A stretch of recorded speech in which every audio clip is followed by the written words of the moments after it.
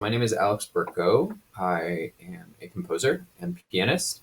I am originally from the Midwest. I was born in Cincinnati, but moved to Cleveland when I was 10, and most of my upbringing was there. I started playing piano when I was around 4 years old, mostly through ear and kind of improvising and that sort of stuff. And then I got lessons pretty early on, found composition through improvisation when I was around 9 or 10, and was fortunate to get formal training not too far after that. I grew up with a lot of different kinds of music in the household. So there was a lot of Billy Joel and Elton John, Joni Mitchell, a lot of these like singer songwriters. And then my grandfather's also a musical theater critic. So I would go to a lot of shows with him and got to be familiar with a lot of that stuff too. So nowadays, a lot of my music is pretty varied, to be totally honest. I write a lot of orchestra music. I write a lot for choir as well, a lot for voices. And a lot of my music's kind of about people or places or environments. So I think I actually heard about it first from one of the current fellows, Tyler Taylor. So him and I went to school together at Indiana. He was a doctoral student when I was an undergraduate. But I remember him making an announcement that he was going to be part of this new creators corps, and I had no idea what it was beforehand, but quickly learned of like the totally amazing one of a kind opportunity that it is. I was specifically attracted to it because I thought it really aligned well with, first of all, where I'm at sort of in my career, being just done with school and being able to have a long-standing relationship with an orchestra. Like something like this really does not exist anywhere else. And to be like fully embedded within the community and to be able to create real relationships, long-standing relationships with the people in the community, with the orchestra, with the conductor, with audiences. Oftentimes, I feel like with a lot of commissions and a lot of writing opportunities, it's sort of these one-off things where you're asked to write a piece. You're very far away from the person or the group that you're writing for, and then you deliver that piece, and then it's over. But some of the most rewarding writing experiences I've had have been either when I'm in the room with somebody else or in the same kind of environment or space. So to have that be so prolonged over a long period of time is what really attracted me to this. Yeah, so I think because it's over such a long period of time, there's a lot of things that get to happen. One of those is that I get to have these long dialogues with the conductor, with the musicians, with the community to really figure out and get a pulse on what the community needs and what people are aching to hear musically and what they want to be saying. So I'm looking forward to having those conversations to really get into the weeds of like, why should a piece be written? I also think because of the close relationship with the orchestra, I'm going to be able to take some more musical risk and kind of test some things out because there's going to be that longer incubation period, which I'm really looking forward to. I think the editing process is sometimes the most important and exciting part, and you don't often get that kind of opportunity.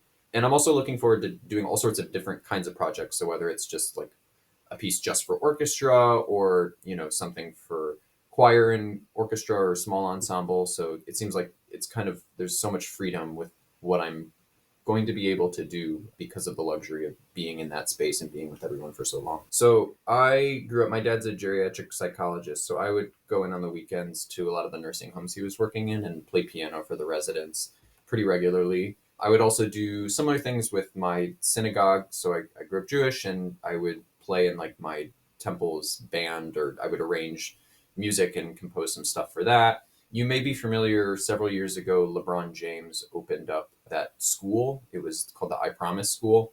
And I got to work closely with that opening ceremony. So the local news kind of tagged me to write something with one of the local choirs, the Singing Angels, and then work closely with students and faculty at the I Promise School to like compose lyrics and to write a song. And so there was this like large, collaborative effort to create something musical to commemorate the opening ceremony of that school. So there's been lots of different kinds of collaborations and ways of bringing music to the city. Yeah, so definitely that. I'm interested in maybe some sort of like legacy projects. I'm specifically interested in working with younger people, younger musicians, and untrained musicians. I come from a family, no one is a musician in my family. So I feel like I've spent a lot of my life either educating people or like translating some complex musical things or terms to people who may not be as familiar with them. So I think at the heart of what I feel in music education is creating like an accessible space for people to feel like they can enter. I think sometimes with classical music, there's a bit of like a stigma or there's some barrier to entry because you don't know enough or the terms aren't there or something like that. So I feel like if I can help to cultivate and create simpler dialogue and build these bridges between these young and older generations so that everyone feels very welcome in that environment. That's kind of what I'm after. So, sort of still in the early stages of planning. I guess I'll formally start in the fall, but I've definitely started thinking about it. I have, I guess, sort of a series at this point of writing pieces about like non-living things but giving them living qualities. So I wrote a piece about the Elizabeth Street Garden in New York. I wrote a piece about the Washington National Cathedral. I just wrote a piece about artificial reefs and one particular one in Florida. So I kind of have a bit of a series going on of these, natural things. So one of the things in Louisville is the Ohio River or the Jefferson Memorial Forest.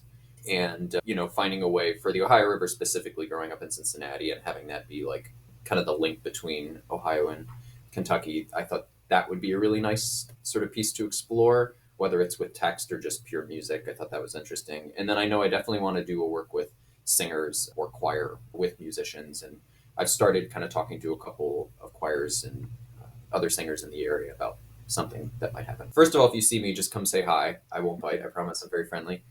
And just telling, like, basically your story. I love to hear people's stories and figure out what makes them tick and where they come from and why they're coming to hear the orchestra or hear music in general. And then I guess more specifically, I do love text like poetry or writings, or if you know of any like great inscriptions on anything, if you want to share any text with me, whether it's like really personal to you or just something that you really kind of enjoy reading or something you use to relax. I keep I keep quite a collection of text, whether it's just for personal enjoyment or something that I may set later. So if you have anything that resonates you, that would be lovely to share it with me. I think I try really hard to be very authentic with everything that I do. I like to think that my music is just an extension of who I am as a person and kind of whatever that is, whether it's sharing, the good and the bad and everything that makes us human. So, authenticity is really important to me and, making an effort to really see the best in everybody. I guess on a more fun note, I really enjoy cooking and eating. So if you have any great restaurant recommendations, I am all ears.